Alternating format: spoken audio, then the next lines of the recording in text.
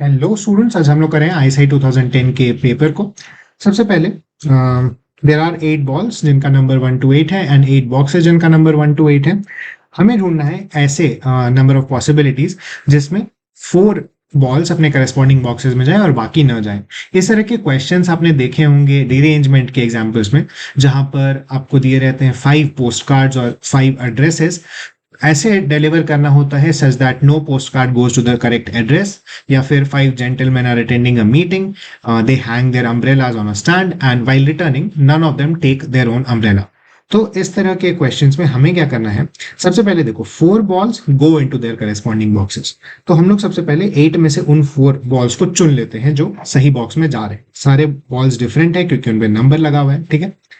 अब देखो बाकी के लिए, बाकी जो 4 बॉल्स बचे हैं उन पे हमको डिरेंजमेंट लगाना है। डिरेंजमेंट का फॉर्मूला आपको पता है, एन फैक्टोरियल इंटू ब्रैकेट के अंदर 1 - 1/1 factorial plus 1/2 factorial up to 1/n factorial. ठीक है, तो ये क्या होगा, 4 factorial 1 - 1/1 factorial plus 1/2 factorial minus 1/3 factorial plus 1/4 factorial. ठीक है, ये क्या आया, 1 - 1 प्लस 1/2 माइनस 1/6 प्लस 1/24। 4 4 12 12 क्या आ गया, ये 0 था, ये आ गया 9/24 इंटू 4 फैक्टोरियल 24 9। ये आया 9 इंटू 8C4। ऑप्शन सी यहां पर सही हो जाएगा। ठीक है, नेक्स्ट क्वेश्चन देखते हैं। Let alpha beta be positive real numbers, every integer n is equal to 0, define this. यहां पर हम लोग सबसे पहले क्या करते हैं, डिनोमिनेटर को थोड़ा सिंप्लीफाई कर लेते हैं, हमें अच्छा ये मिलेगा इसके बाद। ठीक है, इस पूरे को सिंप्लीफाई करने के लिए हम लोग u to the power alpha से मल्टीप्लाई कर देते हैं, तो alpha u to the power alpha by u, नीचे आ गया u to the power 2 alpha plus 2u to the power alpha plus 1। ये फॉर्म आप देख सकते हैं, u to the power alpha plus 1 का होल स्क्वायर है। इसको हम लोग क्या लिख सकते हैं, alpha u to the power alpha minus 1, ये वाला u काट के, by u to the power alpha plus 1 का होल स्क्वायर। ठीक है, अब देखो u to the power alpha plus 1 को हम लोग t ले लेते हैं। इससे क्या आएगा, dt इज इक्वल टू, ये 1 नीचे है मतलब उसको पावर में मत समझ लेना, is equal to alpha u to the power alpha minus 1 du। ठीक है, ये पूरा फॉर्म हमें न्यूमरेटर में दिखेगा या यहाँ न्यूमरेटर में दिख रहा है।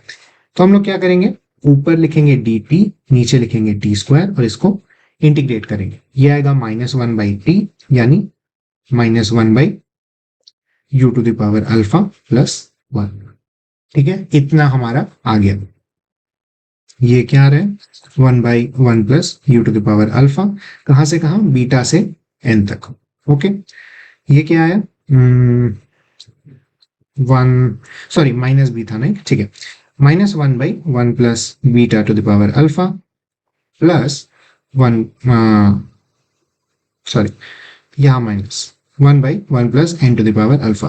पहले n डालेंगे यहाँ पर तो माइनस साइन के साथ रहेगा, फिर माइनस और बीटा डालेंगे तो वहां पर पॉजिटिव साइन आ जाएगा।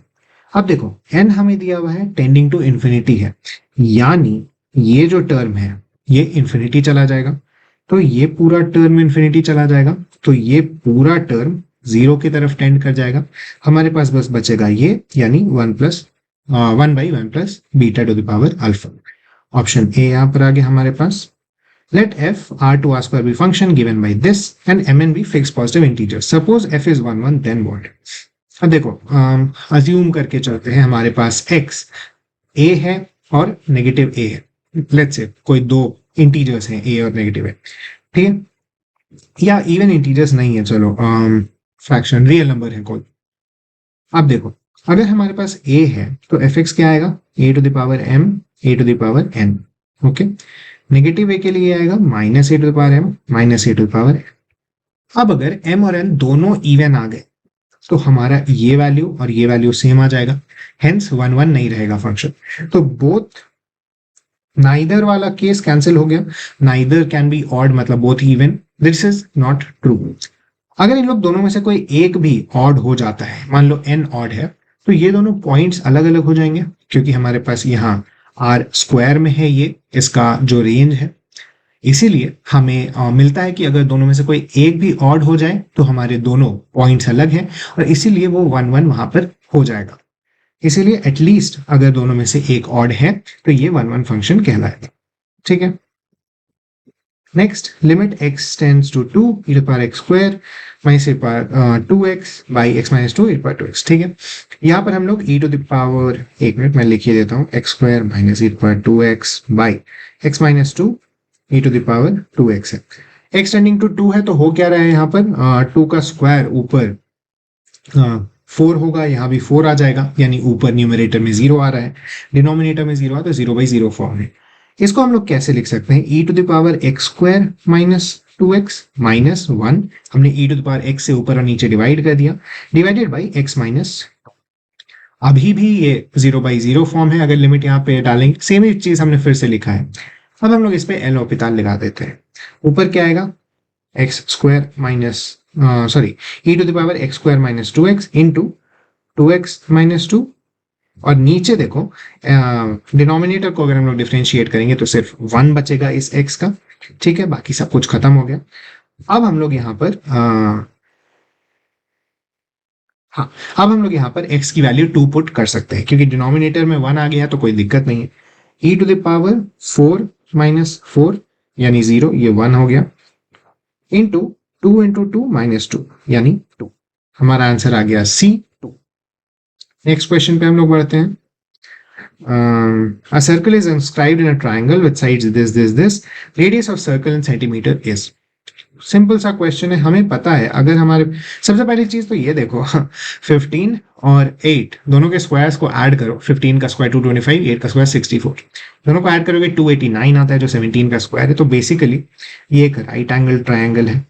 ठीक है, 8 15 70, इसके अंदर अब कोई सर्कल अगर हम लोग डाल दिए मान लो, ठीक है, हम लोग जानते हैं कि अगर किसी ट्रायंगल के अंदर सर्कल है तो वो तीनों पॉइंट्स पर परपेंडिकुलर डालेगा।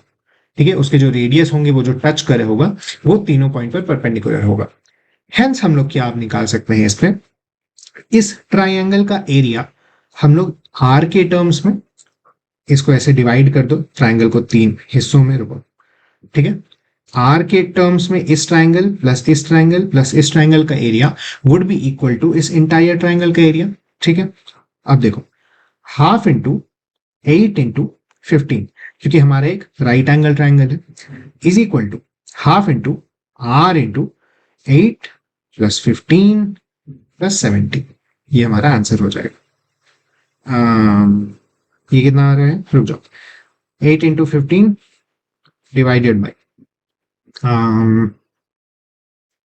15 प्लस 17 32 होता है, प्लस 8 40 हो जाएगा। इसको यहाँ नीचे डाल दो, 3 इधर कट गया, आंसर आपका 3 आ गया। अब देखो एक चीज मैंने यहाँ पर नोटिस की कि 5 और 15 और 8 को अगर हम लोग देखेंगे दो साइड्स लेके, और राइट एंगल ट्राइंगल होने पर तीसरा साइड 17 हो जाएगा। इससे हमारा एक बहुत ही मेजर टाइम बच जाएगा, क्योंकि हम लोग सीधे राइट एंगल ट्राइंगल का एरिया निकाल सकते हैं बहुत ही आसानी से। हाउएवर अगर आप ये चीज नोटिस नहीं करते तो हो सकता है आप वो एस वाला फॉर्मूला पूरा लगाकर यूज करने जाते हैं, जो हो सकता है आपको फ्यूचर एग्जाम्स में आए भी। तो इसीलिए थोड़ा सा मैं कहूँगा कॉन्शियस रहिए इन नंबर्स के बारे में। पाइथागोरियन ट्रिपलेट्स बहुत कुछ टफ नहीं होते हैं, बहुत ही सिंपल टाइप से आपको याद हो जाएंगे। तो कुछ कुछ इन चीज़ों का ध्यान रखिए, जस्ट इन केस आपको थोड़ा टाइम बचाने का यहाँ मौका मिले तो आप बाकी क्वेश्चंस में से डिवोट कर सकते हैं। ठीक है, आगे बढ़ते हैं। Let alpha beta gamma be angles of acute angle triangle, the quantity tan alpha tan beta tan gamma. Solutions और ट्रायंगल अगर आपने किया है तो आपको पता होना चाहिए tan alpha plus tan beta plus tan gamma equal to tan alpha into tan beta into tan gamma होता है। मैं यहाँ पे आपको डिराइव करके दिखा देता हूँ, लेकिन मैं कह रहा हूँ आपको बेटर होगा अगर आप याद कर लें। देखो होता क्या है, tan of alpha plus beta का फॉर्मूला हमें पता है, tan alpha plus tan beta by 1 minus tan alpha tan beta. ठीक है, अब alpha plus beta plus gamma हमें पता है पाई है, तो हम लोग क्या लिख सकते हैं, tan of alpha plus beta को pi minus gamma is equal to tan alpha plus tan beta by 1 minus tan alpha tan beta. ठीक है, ये वैल्यू क्या होगी, माइनस ऑफ tan गामा, तो लिख देते हैं हम लोग यहाँ पे। अब देखो इस डिनोमिनेटर को इससे क्रॉस मल्टीप्लाई करो, क्या आएगा, minus tan gamma plus tan alpha tan beta tan gamma, क्योंकि ये 1 minus tan alpha tan beta था तो माइनस माइनस कैंसिल हो जाएगा, is equal to tan alpha plus tan beta. इसको इधर ले जाओ, आपको आ गया tan alpha plus tan beta plus tan gamma is equal to tan alpha tan beta tan gamma. अब देखो नेक्स्ट स्टेप क्या है, हमें पता है AMGM रूल के चलते कि tan alpha plus tan beta plus tan gamma by 3 would be greater than equal to cube root of tan alpha tan beta tan gamma. Simple सी बात है, ये तो बहुत ही ऑब्वियस रिजल्ट है।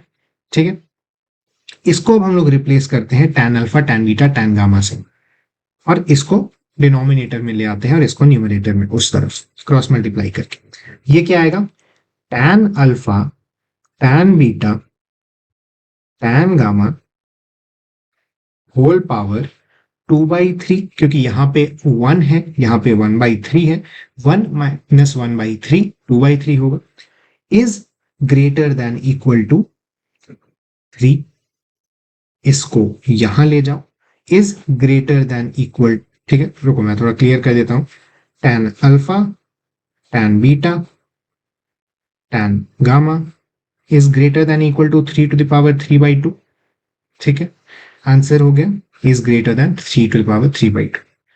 यहां पर मैं आपको एक ट्रिक बताता हूं सोल्यूशंस ऑफ ट्रायंगल के किसी भी क्वेश्चन को सॉल्व करने के लिए। मैंने ये वाली चीज अपने सोल्यूशन ऑफ ट्रायंगल की जो वीडियो मैंने KVPY और PRMO के लिए डाली थी उसमें भी लिखा था, मैं ISI के लिए भी कोशिश करूंगा इस चीज को ले आने का। अब देखो, जब भी आपके पास इस तरह का कुछ पूछे tan alpha tan beta tan gamma या sin A plus sin B plus sin C ऐसा कुछ, वहां पर जो भी मिनिमा या मैक्सिमा वैल्यूज आती हैं एक एक्यूट एंगल ट्रायंगल के अंदर, वो सारी वही वैल्यूज होती हैं जो एक इक्विलेटरल ट्रायंगल के लिए लागू होंगी। यहां पर मैं आपको दिखा देता हूं, एक इक्विलेटरल ट्रायंगल के लिए tan का वैल्यू क्या होता है, tan 60 ऑफ कोर्स √3 होता है, √3 into √3 into √3 is greater then 3√3/2 या बाई 3 टू द पावर 3/2।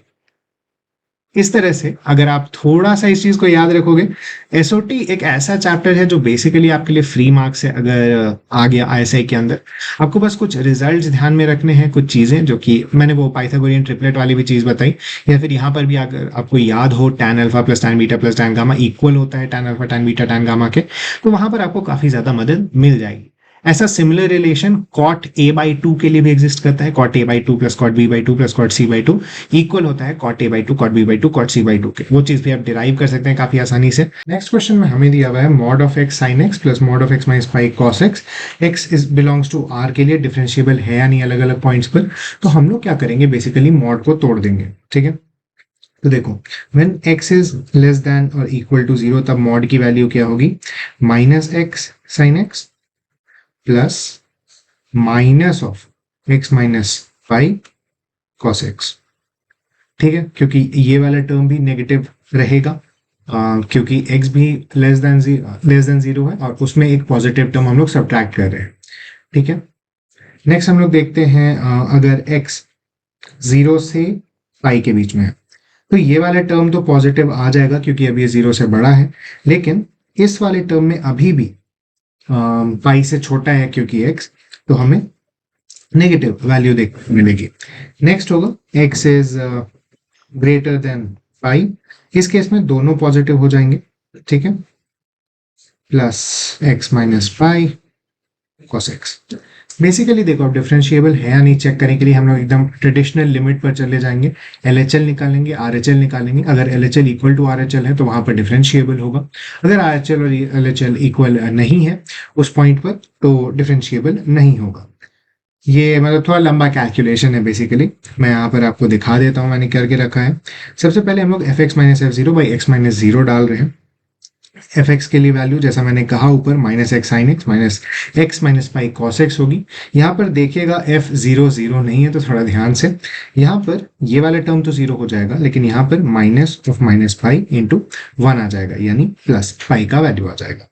ठीक है, ओके, नेक्स्ट वही चीज मैंने यहाँ किया है, -1 आ रहा है, इसके आगे अगर हम लोग देखें 0 पर वो चीज़ डिफरेंशिएबल होगी, जबकि जब हम लोग पाई पे ये वैल्यू डालते हैं तो हमें दिखता है कि ये -π+1 और -π-1 आ रहा है, यानी दोनों वैल्यूज इक्वल नहीं है और इसीलिए पाई पर ये चीज़ डिफरेंशिएबल नहीं है। तो इसका आंसर क्या हो जाएगा? It is differentiable eight x0 but not differentiable eight x=π, यानी सी।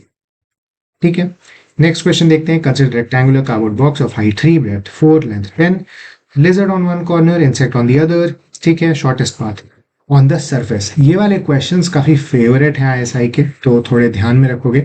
सरफेस पर शॉर्टेस्ट डिस्टेंस निकालना है।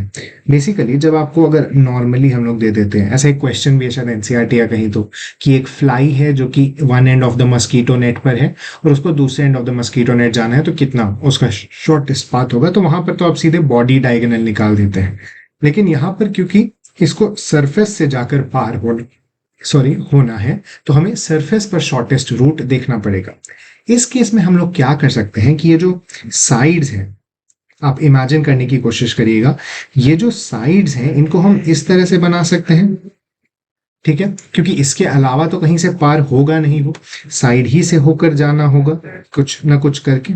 ठीक है, और इसमें जो शॉर्टेस्ट पाथ आएगा, यानी इस दो साइड के कॉम्बिनेशन का जो डायगोनल होगा, वो हमारा shortest path on the surface हो जाएगा। आइदर ऐसे या फिर मैं एक और ड्रॉ कर देता हूं, आइदर ऐसे या फिर ऐसे। इस तरह से अगर वो ट्रैवल करेगा तो उसको शॉर्टेस्ट लेंथ लगेगा। ठीक है, यहां पर हम लोग क्या देख रहे हैं? हाइट 3 है, ब्रेथ 4 है और लेंथ 10 है। ओके, लेंथ 10 है, ब्रेथ 4 है, हाइट 3 है। एक इस कॉर्नर पे है, दूसरा इस कॉर्नर पे है। शॉर्टेस्ट जो हमारा होगा वो हम देखो दो साइड्स बना सकते हैं, 10 4 जिसमें बीच में 3 है, या फिर 3 4 जिसमें बीच में 10 है।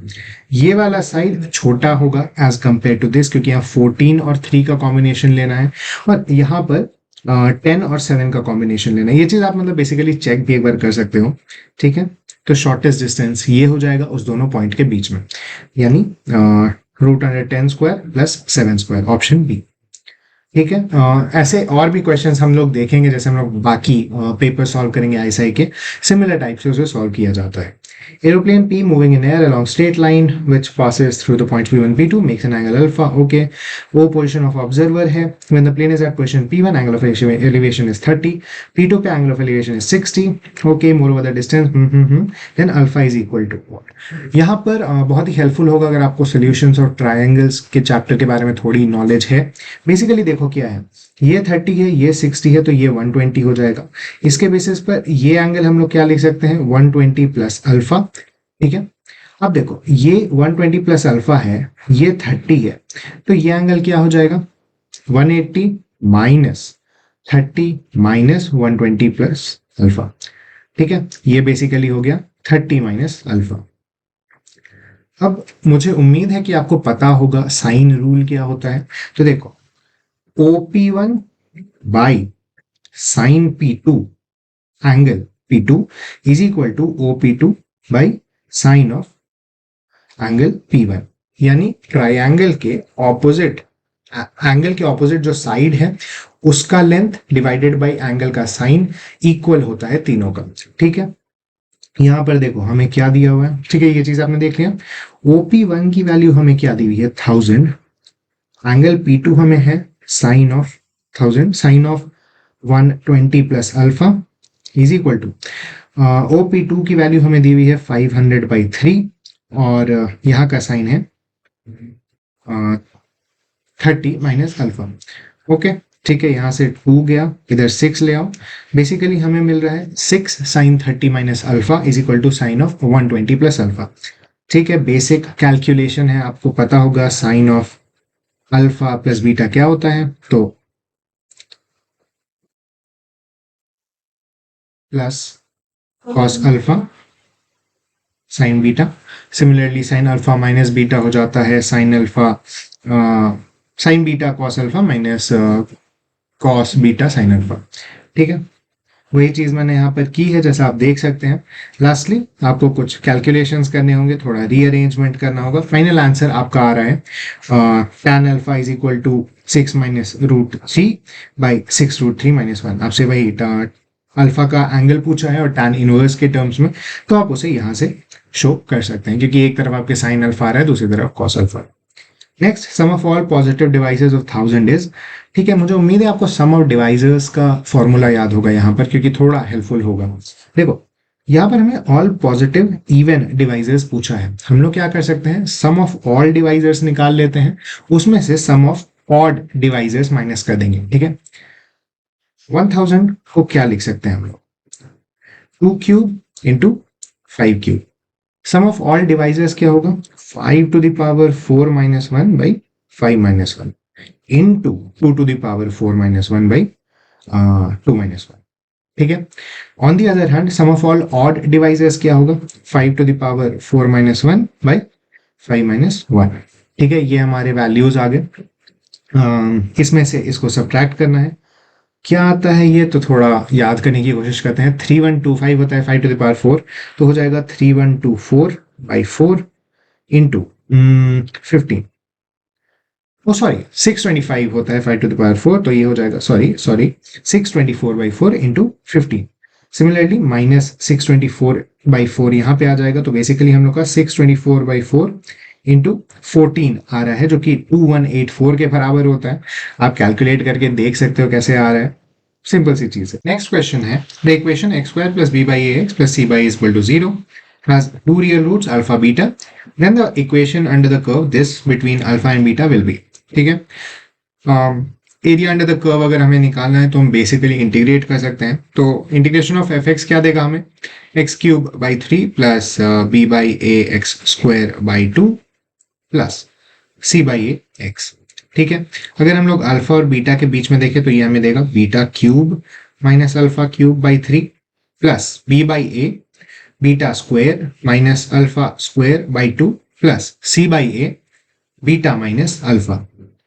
अब देखो, इसको हम लोग थोड़े और फॉर्म में ब्रेक करते हैं, beta minus alpha into beta square plus alpha beta by 3 plus b by a beta minus alpha into beta plus alpha plus c by a beta minus alpha. ठीक है, ये तीन चीज हमें मिल गई। अब देखो, हमारे पास क्योंकि हमें दिया हुआ है ये दोनों इक्वेशन के रूट्स हैं, तो हमें पता है alpha beta is equal to c by a हो जाएगा, सी बाई ए बाई 1, और alpha plus beta minus b by a हो जाएगा। ठीक है, ये दोनों चीज हमें पता है। हमें निकालना क्या क्या है, बीटा माइनस अल्फा और beta square plus alpha beta. बाकी हमें बीटा प्लस अल्फा पता है, और इस इक्वेशन हमको हम लोग सिंपली उस टर्म में रिप्रेजेंट कर पाएंगे। ठीक है, तो आ जाओ, alpha plus beta is equal to minus b by a, alpha beta is equal to c by a. ये क्या है, alpha square plus beta square plus 2 alpha beta is equal to b square by a square. Okay, अब अगर हमें beta minus alpha निकालना है तो हमें चाहिए होगा माइनस 2 अल्फा बीटा, यानी हम लोग लिखें बीटा माइनस अल्फा का whole square is equal to b square minus a square minus 4 c by a, plus 2 alpha beta से माइनस 2 अल्फा बीटा आने के लिए हमें माइनस 4 अल्फा बीटा करना होगा, hence minus 4 c by a. ये क्या आया, b square minus 4 a c by a square. हमें क्या मिला इससे, beta minus alpha is equal to root under b square minus 4 a c by a square. ठीक है, ए स्क्वायर रूट से बाहर निकल के ए बन जाएगा बेसिकली। और हमें क्या मिला, beta square plus alpha beta is equal to b square by a square minus c by a. ठीक है, ए सी ऊपर लिख दो, ए स्क्वायर नीचे लिख दिए, हमें ये वैल्यू मिल गई। अब हम इसे चुपचाप इक्वेशन में पुट कर देते हैं। देखो, हमारा इक्वेशन क्या आया था, root under b square minus 4 a c, नीचे आया था ए। ठीक है, रूट से बाहर निकाल लिया हमने। अब यहाँ पे क्या आया था, 1/3 into b square minus a c by a square. ठीक है, plus b by a into 2 into हमें क्या मिला था वहां पर अल्फा प्लस बीटा का वैल्यू क्या है basically, minus b by a, ठीक है, प्लस सी बाई ए। ये हमारा पूरा इक्वेशन आ गया एंड में जो हमें चाहिए एरिया अंडर द कर्व। इसमें देखो अब क्या कर सकते हैं हम लोग, मॉडिफिकेशन, इसको इंटू टू करो, इसको इंटू टू करो, इसको इंटू थ्री करो, इसको इंटू थ्री करो, और इसमें 6a स्क्वायर से, सॉरी 6a से मल्टीप्लाई कर दो ऊपर और नीचे। क्या मिला हमें अभी देखो, 2b square minus 2ac minus 3b square plus 6ac by 6a square.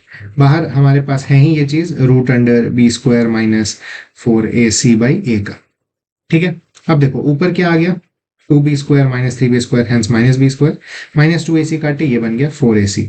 बाहर ले आओ, minus of b square minus 4ac by 6a square into root under b square minus 4ac by a, ठीक है। ये क्या आ गया, b square minus 4ac to the power 3/2 by 6a cube का नेगेटिव, हेंस सी ऑप्शन हमारा यहाँ पर सही है, ठीक है। थोड़ा लंबा क्वेश्चन हो है ये, लेकिन भाई ब्रूट फोर्स से सॉल्व करने का है, कुछ आपको करना नहीं होगा, बस लगाते जाइए चीजों को और आपका आंसर आ जाएगा। नेक्स्ट हम लोग देखते हैं minimum value of x1 square plus x2 square plus x3 square plus x4 square पूछा है हमसे।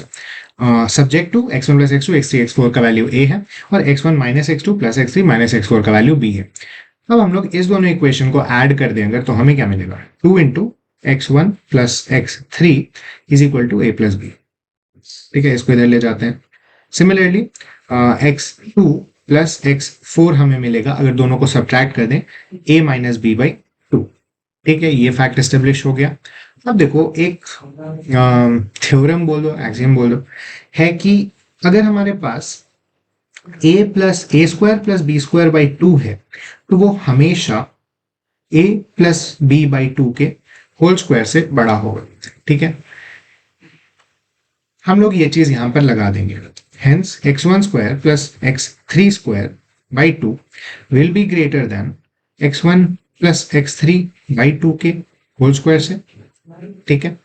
Similarly x2 square plus x4 square by 2 will be greater than equal to x2 plus x4 by 2 के whole square से।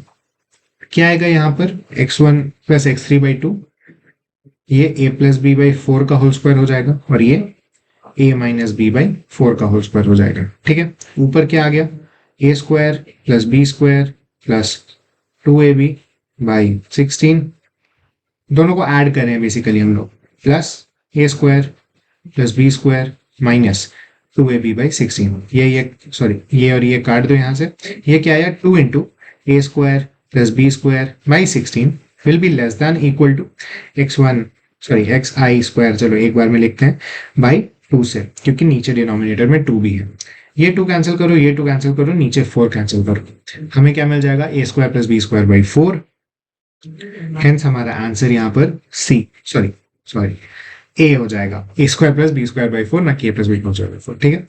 Main चीज वही थी, अगर आपको ये फैक्ट पता है कि हमेशा इस तरह से अगर a square plus b square by 2 आप ले रहे हैं, that will be greater than a plus b का whole square, a plus b by 2 का होल स्क्वायर, तो ये चीज आपको यहाँ पर हेल्प करेगी। सिमिलर एक्चुअली चीजें बाकी पावर्स पे भी होती हैं, आप क्यूब टू द पावर 4 ये सारे पे भी लगा सकते हैं। सिंपल आप इस चीज को प्रूव कर सकते हैं, ऐसा कुछ दिक्कत नहीं होता है इसको प्रूव करने में भी, ठीक है। नेक्स्ट क्वेश्चन में हमसे पूछा है limit n tends to infinity, ऊपर एक चीज दिया हुआ है, नीचे एक चीज दिया हुआ है, मुझे पता नहीं आपको दिखा कि नहीं। कई बार क्या होता है कि ये लोग इस तरह का सिंबल यूज करते हैं तो हमें दिखता नहीं है। बाइनरी एक्सपेंशन का क्वेश्चन है बेसिकली, आपको ये फाइंड करना है 2nc0 plus 2nc2 plus 2nc4, इस तरह से आपके पास एक्सप्रेशंस दिए हुए हैं या कोएफिशिएंट्स दिए हुए हैं और डिनोमिनेटर में वही 2nc1 डॉट डॉट है, ठीक है। तो ऐसे अगर आपके पास क्वेश्चंस कभी भी आए जिसमें आपको ऑड और इवन कोएफिशिएंट्स अलग करने हैं, तो वहां पर आपको एक प्लस वाला या एडिशन वाला टर्म लेना चाहिए और एक सब्ट्रैक्शन वाला टर्म लेना चाहिए, ताकि आपके वो दोनों ऐड करने पर इवन दे और सब्ट्रैक्ट करने पर ऑड दे, ठीक है। वही चीज हम लोग यहाँ करेंगे। देखो 1 प्लस एक्स को अगर हम लोग 2n की पावर चढ़ा दें तो क्या आएगा, 2nc0 plus 2nc1 x plus 2nc2 x square dot dot dot. Similarly 1 minus x to the power 2n अगर हम लोग चढ़ाएं तो क्या आएगा 2n c0 minus 2n c1x plus 2n c2x square minus dot dot dot. ठीक है, ये दोनों हमें मिल गया। नेक्स्ट इन दोनों को अगर हम लोग ऐड करें तो क्या आएगा 2 इंटू 2n c0 प्लस 2n c2 x square plus dot dot dot. इन दोनों को अगर हम लोग सब्ट्रैक्ट करें तो क्या आएगा 2 into 2n c1x plus 2n c3x cube dot dot dot. इसको हम लोग क्या इसमें से x अगर बाहर निकालें तो हमें मिलेगा 2x into 2n c1 plus 2n c3x square dot dot dot. अब देखो यहां पर हमें 3 टू द पावर r दिया हुआ है। अगर हम लोग यहां पर x के बदले √3 ले लें तो क्या आएगा, ऐड करने पे हमें मिलेगा यहां पर 3 यहां पर 3 नेक्स्ट 3 स्क्वायर। इस तरह से करते करते आगे जाएगा। जब 2c4 होगा तो 3 स्क्वायर मिलेगा। सिमिलरली जब 2c2r होगा तो हमें 3 टू द पावर r मिल जाएगा वहां पे। सिमिलरली नीचे भी अगर हमने x पहले से बाहर निकाल कर रखा है तो हमें यहाँ क्या मिलेगा, कुछ नहीं, यहाँ क्या मिलेगा 3, उसके आगे क्या मिलेगा, मतलब आगे बढ़ते जाएगा वो बेसिकली। यहाँ 2r प्लस 1 का r मिल रहा है यहाँ पर, जहां पर x टू द पावर 2 है वहां 3 टू द पावर r मिल जाएगा हमें, जबकि नीचे 2r प्लस 1 का टर्म रहेगा। ठीक है, अब हम लोग क्या करेंगे, इस चीज को यूज करेंगे। बेसिकली न्यूमरेटर में हमारे पास क्या होगा, √3 हमने पुट कर दिया है, 1 plus √3 to the power 2n plus 1 minus √3 to the power 2n by 2, और नीचे डिनोमिनेटर में होगा 1 plus √3 to the power 2n minus 1 minus √3 to the power 2n by 2√3। ये √3 कहाँ से आया, हमने देखा था x हम लोग बाहर निकाल रहे थे उस पूरे एक्सपेंशन से ताकि हमें इस तरह का टर्म मिले। बेसिकली थोड़ा मैनिपुलेशन तो आपको सीखना पड़ेगा बाइनरी एक्सपेंशंस के साथ, तब जाकर आपके ऐसे क्वेश्चंस आसानी से बनेंगे। न सिर्फ ISI में बल्कि CMI JEE वगैरह में भी काफ़ी कॉमन टर्म के क्वेश्चन आते हैं। अगर इस चैप्टर से क्वेश्चन आता है तो यही आता है बेसिकली हर जगह। ठीक है, अब हमें इसकी लिमिट फाइंड करनी है when n tends to infinity. ठीक है, अब देखो हमें पता है कि जब ऐसा कुछ something tending to infinity type का टर्म हमारे पास आता है तो हमें बेसिकली उस चीज को डिनोमिनेटर में ले जाना चाहिए और उसके बाद देखना चाहिए क्या हो रहा है। ठीक है, इस √3 को सबसे पहले बाहर निकाल लेते हैं। पूरे टर्म को हम लोग √3 टू द पावर 2n से डिवाइड कर देते हैं। क्या आएगा 1 बाई √3, इधर 1 सेम, इधर 1 आ गया, इधर 1 बाई √3 आ गया। सेम यहाँ पर भी है, इधर भी 1 बाई √3 प्लस 1, इधर भी 1 बाई √3 माइनस 1 का टर्म आ जाएगा, टू द पावर 2n है ऊपर। ठीक है, इस चीज को जब हम लोग खोलेंगे तो हमें क्या दिखेगा, बाहर जो टर्म बच रहा है बेसिकली वो क्योंकि हम लोग टू द पावर 2n लेकर जा रहे हैं और इन्फिनिटी को टेंड कर रहा है n, तो हमारे पास 1/2 ऊपर और 1/2 √3 जो मैंने ऊपर कैंसिल कर दिया था। हेंस इन दी एंड हमारे पास सिर्फ √3 का टर्म जो हम लोग बाहर लेकर आए थे वो बचेगा। हमारे पास हमने देखा था ये था, और 1 माइनस √3 बाई 1 प्लस √3 जब आप लोग करेंगे तो जाहिर सी बात है वो 1 से छोटा होगा। तो जब 1 से छोटी किसी चीज को हम लोग इन्फिनिटी पे पावर चढ़ाते हैं तो वो चीज जाहिर सी बात है 0 की तरफ टेंड करती है। इसीलिए इसका आंसर हमारा आ जाएगा C, दैट इज √3। ठीक है, for any real number x let tan inverse x denote the unique real number. Okay, basically आपको tan इनवर्स x का डेफिनेशन दिया हुआ है ऊपर। ठीक है, limit n tends to infinity, जहां पर आपको समेशन करना है tan इनवर्स का। ठीक है, आसान ही क्वेश्चन है। यहाँ पर हेल्पफुल होगा अगर आपको tan इनवर्स का सम याद हो कैसे आता है। ऊपर हम लोग क्या लिख सकते हैं, m प्लस 1 माइनस m, नीचे हम लोग लिख सकते हैं 1 plus m into m plus 1। इस चीज को देखो, ऊपर जो एक्सप्रेशन लिखा है मैंने सेम एक्सप्रेशन नीचे लिखा है। इसका tan इनवर्स बेसिकली हमें पूछा है, इसको हम लोग tan inverse m plus 1 minus tan inverse n लिख सकते हैं। ठीक है, अब इसका समेशन ले रहे हैं m इज इक्वल टू 1 से n तक, तो क्या आएगा, n एकदम क्या आएगा, tan inverse of n plus 1 minus tan inverse of n। क्यों आ रहा है ऐसा, देखो एक आएगा आपके पास 2 माइनस 1, 3 माइनस 2, 4 माइनस 3, इस तरह से आपका कैंसिल होते जाएगा, ठीक है, काफी सारा टर्म। एंड में आपके पास एकदम बचेगा n plus one minus n, जिसका n कट जाएगा, आपके पास बच गया n प्लस वन, और इधर बच गया आपके पास 1, सॉरी यहाँ n नहीं 1 है, ठीक है। अब इसका लिमिट हम लोग n टेंस टू इन्फिनिटी डाल देते हैं। tan inverse infinity minus tan inverse 1। tan inverse infinity क्या होता है, pi by 2, minus tan inverse 1 क्या होता है, पाई बाई 4। इसका आंसर हो जाएगा पाई बाई 4, बी। सिंपल सा आंसर। चलो आगे बढ़ते हैं। Next question, let n be an integer number of primes which divide both ये एंड ये। चलो n माइनस वन को अगर हम लोग फैक्टराइज करें तो क्या आएगा, n minus one into n plus one. n plus one का होल स्क्वायर माइनस वन क्या होता है, n square plus 2n plus 1 minus 1। ये basically n into n plus 2 है। अगर कोई ऐसा प्राइम है जो इन दोनों को डिवाइड कर रहा है तो उसका क्या क्या कैरेक्टरिस्टिक फीचर होगा, या तो n माइनस वन और n दोनों को कर दे डिवाइड, या n प्लस वन n दोनों को कर दे डिवाइड, या n minus one n plus two को कर दे, या n प्लस वन और n प्लस टू को कर दे। अब एक मजेदार फीचर तुम खुद सोच के देखो, अगर दो नंबर्स के बीच का डिफरेंस 1 है तो क्या उन दोनों को सेम प्राइम डिवाइड कर सकता है, 4 और 5, 9 और 10, 131, 132, 121, 122? नहीं, जब भी दो नंबर्स के बीच का डिफरेंस 1 होता है तो दोनों को प्राइम्स होते हैं, यानी उन दोनों के बीच का कोई भी कॉमन प्राइम डिवाइजर नहीं होता है। ठीक है, इस बात को हम लोग याद रखते हुए आगे बढ़ते हैं। बेसिकली n माइनस वन कोई पॉसिबिलिटी नहीं, n प्लस वन कोई पॉसिबिलिटी नहीं, n plus one n plus two कोई पॉसिबिलिटी नहीं। ओनली रिमेनिंग पॉसिबिलिटी है n माइनस वन भी डिवाइड कर दे और n प्लस टू भी डिवाइड कर दे। दोनों के बीच का डिफरेंस है 3, hence 3 is the only prime जो इन दोनों को डिवाइड कर सकता है। Answer at most 1।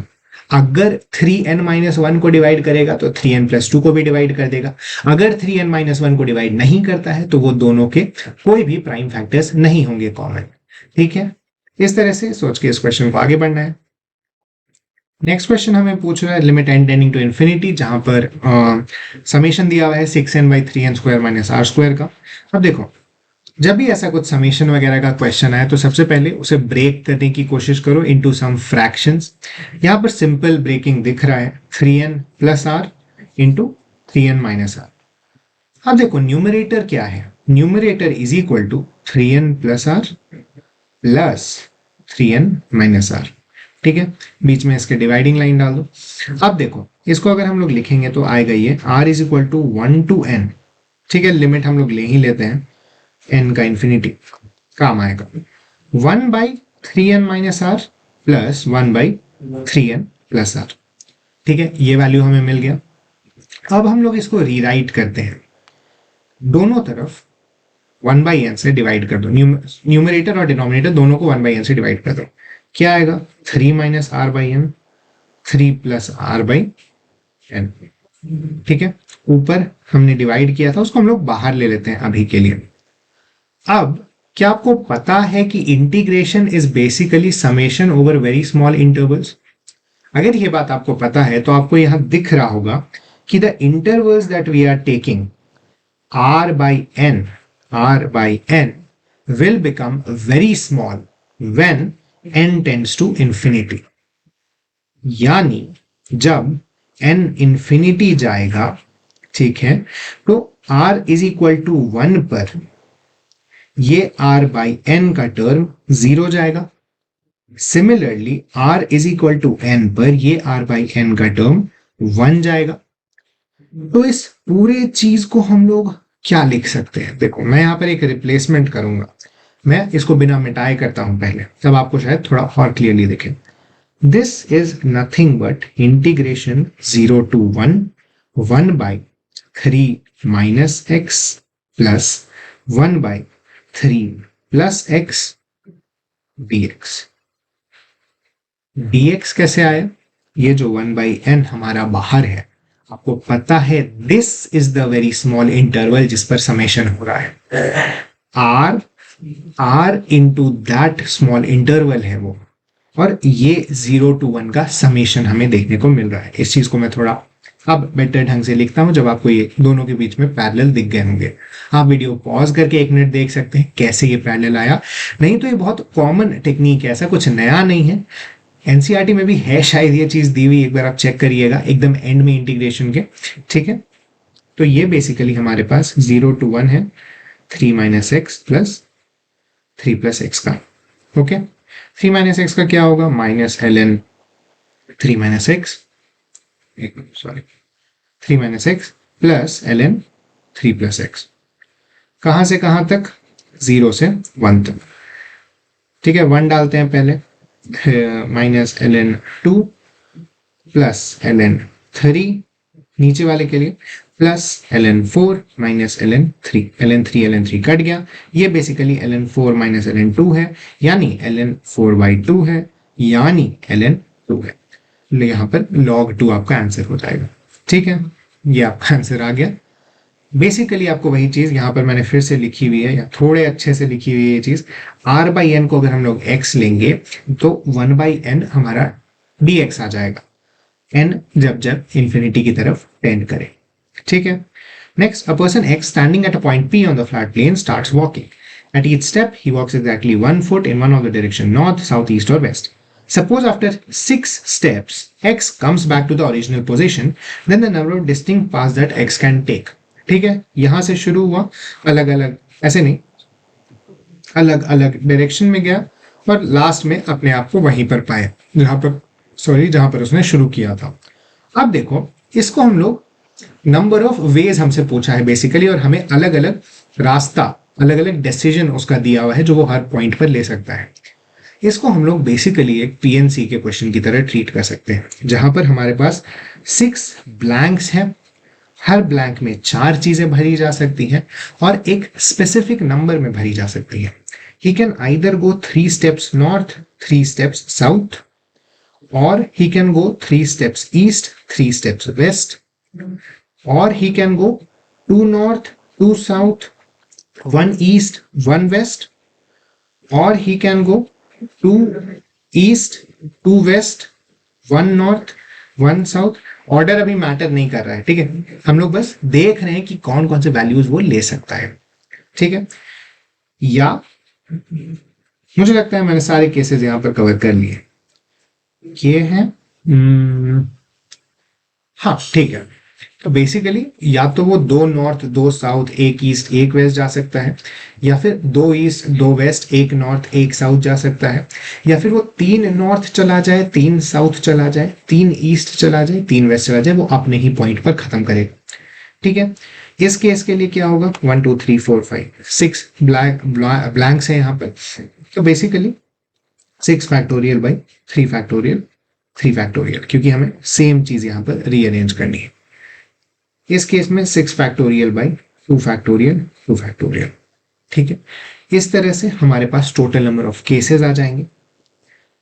हाँ ठीक है, मैंने वही चीज लिखी थी वहां पर भी ऊपर, ये इसके लिए है, ये इसके लिए है, ये इसके लिए है, और ये इसके लिए है। ठीक है, यही 4 केस बेसिकली आपके पास बनते हैं। इसका आप कैलकुलेट कर सकते हो, टोटल नंबर ऑफ केसेस आपके पास 400 इसमें आता है। नेक्स्ट क्वेश्चन में हमें क्या दिया हुआ है, consider branch of rectangular hyperbola in the first quadrant. Let P be a fixed point, the locus of midpoint of line segment joining P and arbitrary point Q on the curve is part of what। ठीक है, ज्यादा tension इसमें कुछ है नहीं, basically आपको क्या दिया हुआ है फर्स्ट क्वाड्रेंट में, ये है कोऑर्डिनेट ज्योमेट्री का काफी बेसिक टाइप का क्वेश्चन है, जहां पर आपको कर्व डिराइव करना होता है गिवन आपके कुछ पॉइंट्स पर। ठीक है, हमारे पास P है जो कि एक फिक्स्ड पॉइंट है, तो चलो इसको P, Q ले लेते हैं। Q है जो कि एक मूविंग पॉइंट है, जिसको लेट से हम लोग A, B ले लेते हैं। ओके, हमें निकालना है इन दोनों के बीच का जो पॉइंट होगा H, K लेट से, उसका लोकस क्या होगा। तो हम क्या लिख सकते हैं, H is equal to P plus A/2, K is equal to Q plus B/2। इसके साथ ही हमें पता है AB इज इक्वल टू 1 और PQ is equal to 1, hence HK is equal to, sorry ठीक है, अभी हमें आगे नहीं बढ़ना चाहिए। ठीक है, ये दोनों चीज हमें पता है। H को हम लोग क्या लिख सकते हैं, 2H minus P is equal to A, मैंने बस इसको रीअरेंज कर दिया है, और 2K minus Q is equal to b। ठीक है, ये दोनों चीज आ गया। अब हम लोग इन दोनों का प्रोडक्ट लेंगे और उसको 1 के इक्वल इक्वेट कर देंगे। हमें क्या मिला, 2h minus p into 2k minus q is equal to 1, 4hk minus 2hq minus 2pk plus pq is equal to 1। हमें क्या दिया है, pq is equal to 1 already पता है, तो ये दोनों कट गए। बेसिकली क्या आया, 4hk is equal to 2hq plus 2pk। hk को इधर ले जाओ, 2 को इधर से काट दो, क्या आया, 2 is equal to q by k plus p by h। ये चीज एक रेक्टेंगुलर एक हाइपरबोला का फॉर्म है। आपको पता है हाइपरबोला का स्टैंडर्ड कर्व क्या होता है, a by x plus b by y is equal to 1। वही चीज आप यहाँ देख रहे हैं, k के बदले हम लोग x लिख सकते हैं, h के बदले हम लोग y लिख सकते हैं, a के बदले हम लोग q बाई 2 लिख सकते हैं, b के बदले हम लोग p बाई 2 लिख सकते हैं, क्योंकि p और q फिक्स्ड पॉइंट है, p और q फिक्स्ड पॉइंट के कोऑर्डिनेट्स हैं, इसीलिए ये दोनों कॉन्स्टेंट्स हैं, जबकि ये एक वेरिएबल है नीचे, और आपका जो पॉइंट आ रहा है वो एक हाइपरबोला आ रहा है। ठीक है, नेक्स्ट क्वेश्चन हम लोग देखते हैं, वही चीज यहाँ पर लिखा हुआ है, the digit in the unit place of this is.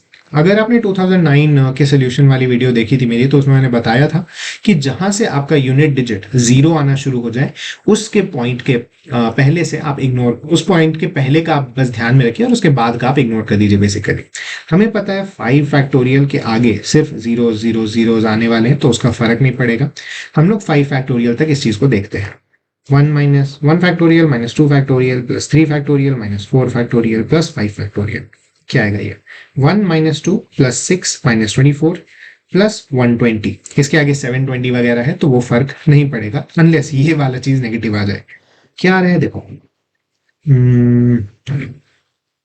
96 102 101 101 to the power something आ रहा है, यानी लास्ट डिजिट 1 है। 1 टू द पावर एनीथिंग हम लोग जानते हैं 1 होगा, हेंस लास्ट डिजिट आपका b 1 हो जाएगा। ओके ठीक है, नेक्स्ट क्वेश्चन में हमें दिया हुआ है a1 a2 a3 an करके वर्टिसेस हैं रेगुलर पॉलीगॉन के, और साइड्स दिए हुए हैं a1 a2 a2 a3 करके। ठीक है, हमें लिखा है 1 by a1 a2 minus 1 by a1 a4 is equal to a1 a3। तो नंबर ऑफ साइड्स क्या होंगे पॉलीगॉन के, ये निकालने हैं। अब हमें मान लो एक रेगुलर पॉलीगॉन दिया हुआ है इस तरह का, बहुत ही खराब शेप बना है मैंने, लेकिन चलो ठीक है। ये a1 है, a2 है, a3 है, a4 है। इसके बीच में एक ऐसा लाइन बना देते हैं डॉटेड, इसके बीच में एक ऐसा डॉटेड लाइन बना देते हैं। ठीक है, हमें पता है एक रेगुलर पॉलीगॉन में अगर इसे हम लोग r ले लें from the centre of the polygon to the vertex, तो ये वाला जो पूरा एंगल होता है वो होता है 2 pi by n। Basically 2 pi angle है, चारों तरफ n साइड से घिरा हुआ है, इसीलिए 2 पाई बाई n, उसके एक साइड के जो रेडियल एंगल होगा वो होता है। ठीक है, उसमें से हाफ एंगल क्या हो जाएगा, पाई बाई n। अब हमें ये साइड का लेंथ मिल गया, इससे ये साइड का लेंथ मिल गया। अगर हम लोग ऐसे प्लॉट करें इसको, तो क्या मिलेगा, ये sine of pi by n is equal to a by 2 divided by r। ठीक है, यानी 2r sine pi by n is equal to a1 a2। Similarly a1 a3 की अगर बात करें हम लोग, तो उसका इस r से अगर हम लोग देखेंगे, एंगल डबल हो जाएगा बेसिकली, क्योंकि a1 a3 में 4 पाई बाई n है, half angle 2 pi by n हो जाएगा, तो वो हो जाएगा 2r sine 2 pi by n। Similarly a1 a4 के लिए 2r sign 3 pi by n हो जाएगा। ठीक है, तो अब हम लोग लगाते हैं 1 बाई 2r कैंसिल कर दूं मैं तो चलेगा चारों तरफ से। ठीक है, टेंशन नहीं लेना है। 1 by sine pi by n minus 1 by sine 2 pi by n is equal to, sorry 3 pi, a1 a4 है वहां पे, is equal to sine 2 pi by n। ये हमें दिया हुआ है और अब हमें निकालना है n की वैल्यू, बस इतना सा काम है इस क्वेश्चन में। ठीक है, चलो निकालते हैं। क्या आएगा, इसको इधर मल्टीप्लाई कर देते हैं, तो आया sine of 3 pi by n minus sine of pi by n into sine of 2π/n is equal to sine of π/n sine 3π/n। ठीक है, बेसिकली यहाँ के बाद आपको ट्रिग्नोमेट्री लगानी है। बेसिक आइडिया आपके पास ये होना चाहिए कि रेगुलर पॉलीगॉन है तो उसके कुछ फंडामेंटल चीजें याद रखिए। उसका सेंटर से वर्टेक्स सारा इक्विडिस्टेंट होता है, वो जो एंगल होता है वो 2π/n होता है, जो कि आप बेसिक सोच के भी निकाल सकते हैं, और उसके बेसिस पर आप साइड की लेंथ निकाल सकते हैं। ठीक है, यही चीज यहाँ पर आ गया है बेसिकली। ओके ओके ओके, ठीक है। तो इसके बाद आपको थोड़ा सा ट्रिग्नोमेट्रिक मैनिपुलेशन करना होगा। हम लोग यहाँ पर क्या किए हैं, इसको इधर ही रखकर इसको इधर ले गए और ऐड किए। ठीक है, उसके बाद हम लोग ये साइन 2π/n को खोले तो हमें 2 sin π/n cos π/n sin 3π/n मिला। उसके बाद हम लोग इसे क्रॉस मल्टीप्लाई किए हैं। सबसे पहले इसको काटे हैं यहाँ से, फिर क्रॉस मल्टीप्लाई किए। ठीक है, उसके बाद हमें ये वाला जो टर्म मिला था इसको हम लोग फिर से साइन में कन्वर्ट कर सकते हैं, दो साइंस के इसमें a + b/2 और a - b, sorry a + b और a - b के फॉर्म में। ट्रिग्नोमेट्री के फॉर्मूले याद कर लेना एक अच्छी चीज है इन जनरल आईएसआई के एग्जाम में, आपको न सिर्फ ट्रिग्नोमेट्री के क्वेश्चंस में बल्कि इस तरह के ज्योमेट्री के क्वेश्चंस में भी हेल्प करेगी। तो हमें पता है 2 sin a cos b अगर है आपके पास तो वो sin a + b + sin a - b की तरह लिख सकते हैं हम लोग। ठीक है, तो वही चीज यहाँ पर की गई है। ठीक है, उसके बाद ओके ओके ओके, ठीक है ठीक है, 2π/n कट गया, 4π/n और 3π/n के बीच में आपको रिलेशन दी हुई है, इससे हमारा n = 7 आ जाता है। ठीक है, बेसिक ट्रिग्नोमेट्री लगाकर आप थोड़ा आगे बढ़ सकते हैं। नेक्स्ट क्वेश्चन हमें दिया हुआ है sin α + sin β = √3 cos α - cos β। फिर से ट्रिग्नोमेट्री का क्वेश्चन है, बेसिक ट्रिग्नोमेट्री आपको लगानी है। sin α + sin β को क्या लिख सकते हैं, 2 sin α + β/2 cos α - β/2 is equal to √3 cos α - cos β को क्या लिख सकते हैं, 2 sin, यहाँ पे एक नेगेटिव आ जाएगा, 2 sin α + β/2 sin α - β/2। बेसिकली वो sin β - α/2 होता है। मैं नेगेटिव साइन पहले बाहर निकाल देता हूँ, थोड़ा कंफ्यूजन कम रहता है। ठीक है, ये कट गया, ये कट गया। बेसिकली आपके पास आ रहा है tan α - β/2 इज इक्वल टू -1/√3। क्या लिख सकते हैं हम लोग, अल्फा - β/2 को पाई - π/6, क्योंकि tan इनवर्स 1/√3 π/6 होता है, यानी ये 5/π/6 आ गया। अब आपसे क्या पूछा है, चलो ये चीज बस ध्यान में रखना, अल्फा - β/2 इज इक्वल टू 5π/6।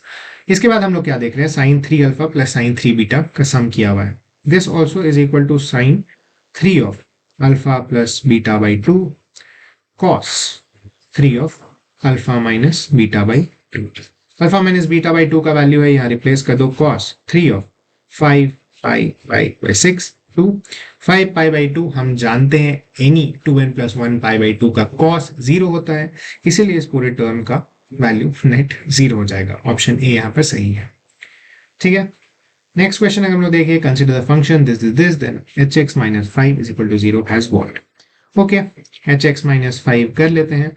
उसके पहले हम लोग क्या कर सकते हैं, x² - 2x + 2 को t ले लेते हैं, तो t + 4/t - 5 = 0। ये बेसिकली t² - 5t + 4 = 0 है, यानी ये t - 4 × t - 1 = 0 है। तो बेसिकली हमारा क्या आया, x² - 2x + 2 = 1 और x² - 2x + 2 = 4। ठीक है, ये दो चीज आया। x - 1 का whole square is equal to 0, x = 1 आ गया यहाँ से x² - 2x - 2 = 0 आ रहा है। हमें लगाना पड़ेगा क्वाड्रेटिक इक्वेशन फाइंड करने का फॉर्मूला। चलो b² - b लिख लो बाहर, -b ± √(b²) - 4ac यानी 8/2a। ठीक है, 2 काटो, 1 गया यहाँ, ये 1 गया, ये 2 गया, 1 ± √3। हेंस यहाँ पर 3 सॉल्यूशंस मिल रहे हैं, एग्जैक्टली 3 सॉल्यूशंस। ओके, सिंपल सा क्वेश्चन, आगे बढ़ते हैं। वही चीज मैंने यहाँ लिखा है, consider quadratic equation x² + bx + c = 0, the number of pairs bc for which the equation has solution in the form cos α sin α for some alpha is। Basically क्या है, देखो हमें मान लो हमारा सॉल्यूशन ए और बी है, ठीक है, जो कि कॉस अल्फा और कॉस, ए और बी एक्चुअली खराब सिंबल्स है। यहाँ पर हम लोग पी और क्यू ले लेते हैं सोल्यूशन को। पी है कॉस अल्फा, क्यू है साइन अल्फा, ठीक है। बेसिकली हमारा P square plus q square 1 आना चाहिए, बस इतना ही कंडीशन है। इसके बेसिस पर हम लोग क्या कह सकते हैं, हमें दिया हुआ है p plus q is equal to minus b by 1 और p q is equal to c. Square करो ऊपर, p square plus q square plus 2pq is equal to b square. P square plus q square हमें पता है 1 है, plus 2c is equal to b square. अब देखो, okay, which are solution the form for some alphas. वैसा कुछ specified नहीं है, एकदम वेग टाइप का क्वेश्चन है to be honest. B square दिया है, 2c दिया है, सी अगर पॉजिटिव होगा तो बी के काफी सारे वैल्यूज आ सकते हैं। सिमिलरली कोई लिमिट नहीं है बेसिकली हमारे सोल्यूशन के, क्या फॉर्म होगा क्या नहीं होगा। Also P plus Q, Q की दिया हुआ है sine alpha plus cos alpha, तो वो भी काफी सारे वैल्यूज ले सकता है। Similarly sine alpha into cos alpha काफी सारे वैल्यूज ले सकता है। तो 0 1 2 टाइप के कोई फिनाइट नंबर ऑफ सोल्यूशंस तो नहीं होंगे, इसीलिए हमारे इनफिनिट नंबर ऑफ सोल्यूशंस यहाँ हम लोग ले सकते हैं। बेसिकली आप इसको ग्राफ पर प्लॉट कर दोगे अगर, तो ग्राफ का बहुत बड़ा एरिया सोल्यूशन आ जाएगा, ठीक है। नेक्स्ट हम लोग देखें हैं theta 1 is equal to 2π/3, theta 2 is equal to 4π/7 और थीटा 3 इज इक्वल टू 7π/12 के लिए आपको sign to the power sign के वैल्यूज कंपेयर करने के लिए दिया है। देखो, ऐसे क्वेश्चंस फर्स्ट लुक में थोड़े डिफिकल्ट है सॉल्व करना। मैंने कहा है पहले भी कि मुझे रेडियन से बेटर एंगल्स लगता है, मुझे इमेजिन करने में बेटर लगता है, और यहाँ पर थोड़ा बेटर भी होगा एंगल्स में कन्वर्ट कर लेना। 2π/3 हमें पता है 120 डिग्रीज होता है, 4π/7 अप्रोक्सीमेटली 103 डिग्रीज के आसपास होगा, और 7π/12 कितना होगा, 7/12 इंटू 180 अगर हम लोग करें तो 105 डिग्रीज होगा, ठीक है। बेसिकली हमें क्या दिख रहा है, sine of theta 1 will be lower than sine of theta 3 which will be lower than sine of theta 2। हम लोग जानते हैं साइन का वैल्यू ऐसे जाता है, यहाँ 90 डिग्रीज होते हैं, उसके बाद विथ टाइम ये चीज रिड्यूस करती रहती है। लेकिन sine to the power sine की वैल्यू कैसे निकालें, थोड़ा मुश्किल है। अब देखो, x to the power x अगर हमारे पास है तो इसका मैक्सिमा या फिर इन जनरल इसका स्लोप कैसा होगा वो हम लोग देखने की कोशिश करते हैं। वो होगा x to the power x 1 plus ln x।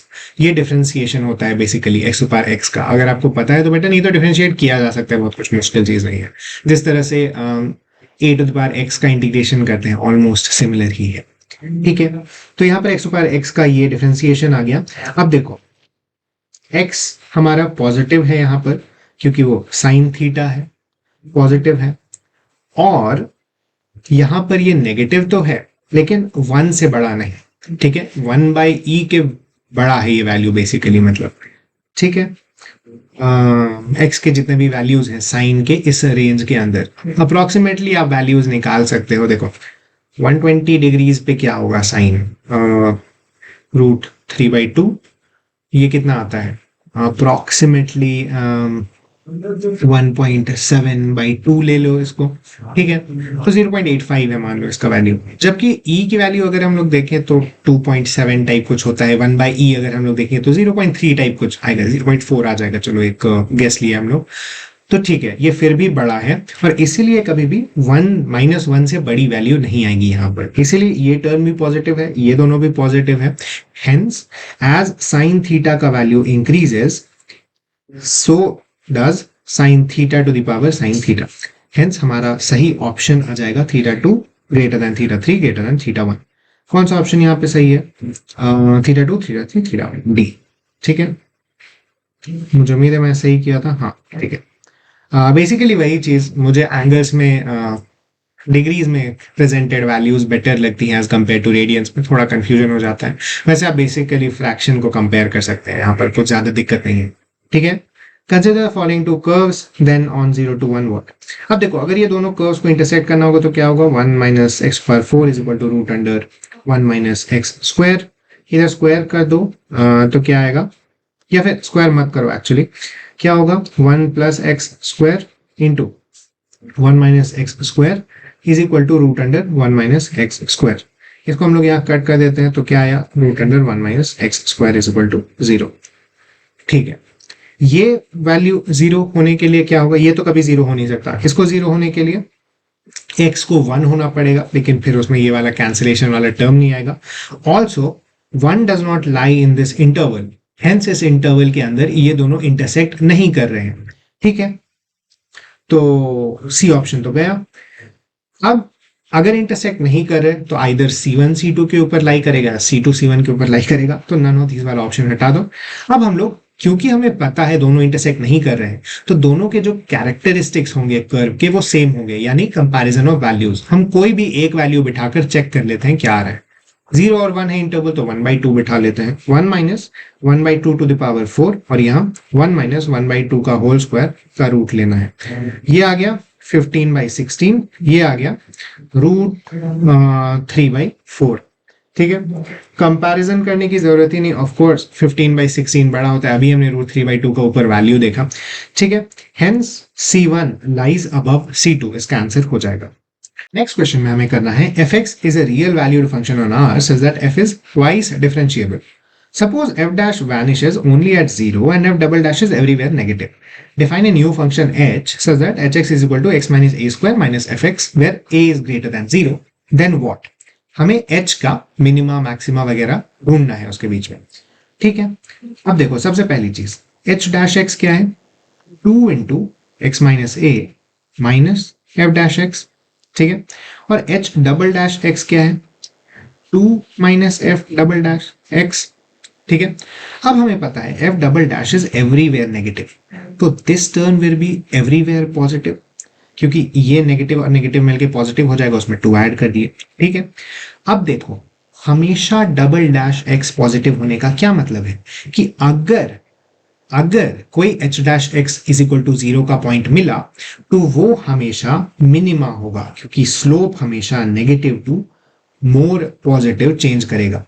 ठीक है, ये चीज ध्यान में रखो। अब देखो अगर हमें मिनिमा ऑब्टेन करना है तो वहां पर h डैश x की वैल्यू 0 होनी चाहिए, hence 2 into x minus a minus f dash x की वैल्यू 0 होनी चाहिए, हेंस x की वैल्यू अगर 0 to a के बीच में कहीं पर ये हो जाए तो हमें ये चीज ट्रू मिल जाएगी, यानी मिनिमा मिल जाएगा उस पॉइंट पर।